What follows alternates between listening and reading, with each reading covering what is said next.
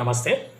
రాష్ట్రంలోని సాంకేతిక కళాశాలలో బిగ్ స్కామ్, ప్లేస్మెంట్స్ స్కామ్ అని చెప్పేసి టైమ్స్ ఆఫ్ ఇండియా ఒక పేపర్ కవర్ చేసినటువంటి ఆర్టికల్ చూస్తే hiring scam by colleges leaves engineering graduates in large. ఎంత పెద్ద స్కామ్ నడుస్తుందంటే ప్రతి కాలేజీలో ఫేక్ ఆఫర్ లెటర్స్ని తయారు చేసి విద్యార్థులకు ఇస్తూ అట్టి జాబ్కు వెళ్ళినటువంటి విద్యార్థులకి జాబ్ ఉండకపోవడం గమనార్హం అని చెప్పేసి మనకు తెలిసినటువంటి సమాచారం.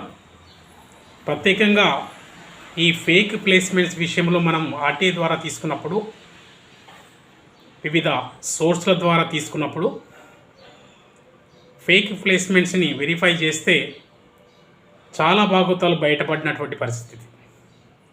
ఇంజనీరింగ్ కళాశాలలో ఫేక్ ప్లేస్మెంట్స్, ఫేక్ ఆఫర్ లెటర్లను తయారు చేసినటువంటి కాలేజీలు నాక్కి, ఎన్బిఏకి మరియు అటానమస్ స్టేటస్కి అప్లై చేసుకోవడం కోసం ఎన్నో ఫేక్ లెటర్లను తయారు చేసినటువంటి ఇంజనీరింగ్ కాలేజీలు, వాటిపైన ఏమాత్రం సూపర్విజన్ లేనటువంటి సంస్థలు, విద్యాశాఖ ఏదైతే శాఖలు ఉన్నాయో, టెక్నికల్ ఎడ్యుకేషన్ కావచ్చు, ఉన్నత విద్యాశాఖ కావచ్చు, అటు యూనివర్సిటీలు కావచ్చు, ఆయా యూనివర్సిటీలు జేఎన్టీహెచ్, ఉస్మానియా యూనివర్సిటీ, తాత్కాలికంగా చూస్తూ చేతులు దులుపుకుంటున్నటువంటి వ్యవస్థ.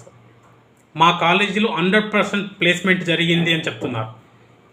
గత కొన్నేళ్లుగా ఏ కాలేజీలో కూడా ప్లేస్మెంట్స్ జరగడం లేదన్న విషయం మీకు తెలియజేస్తున్నాం. మేము తెలియజేయడమే కాదు, కంపెనీలే డైరెక్ట్గా తెలియజేస్తున్నాయి. రిక్రూట్మెంట్ ఆగిపోయింది, ఉన్న ఉద్యోగులనే తీసేస్తున్నటువంటి సందర్భంలో ఇవాళ ఫేక్ ఆఫర్ లెటర్లను తయారు చేస్తున్నటువంటి ఇంజనీరింగ్ కళాశాలల పైన ఎలాంటి నిఘా నియంత్రణ లేకపోవడమే దీనికి కారణమని చెప్పేసి స్పష్టంగా మనకు తెలుస్తుంది. దీనిపైన ఇప్పటికైనా రాష్ట్ర ప్రభుత్వం స్పందించి ప్రత్యేక విచారణ కమిటీ వేసి తయారు చేసినటువంటి ఫేక్ ఆఫర్ లెటర్లను, ఏ కంపెనీ, ఎంఎన్సి కంపెనీల ఆఫర్ లెటర్లను కూడా తయారు చేసినటువంటి దాఖలాలు, ఆధారాలు మన దగ్గర ఉన్నాయి.